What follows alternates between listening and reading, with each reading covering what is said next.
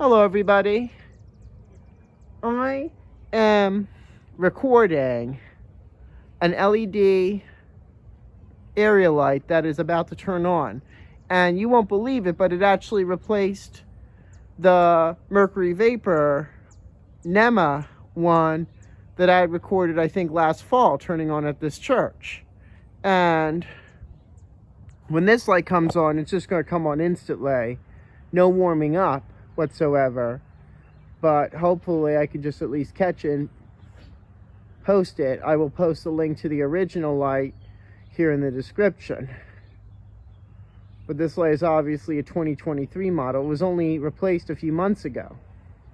I wish I could have collected the old one before they threw it out, presumably, but obviously I can't do that.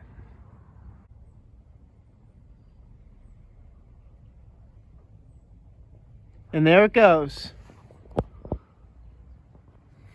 As you can see, it's reached full brightness. Right there, no warming up time.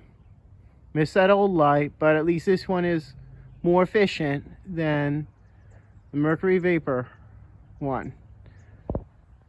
Sorry, the glare's a little unpleasant for the camera, but just LED.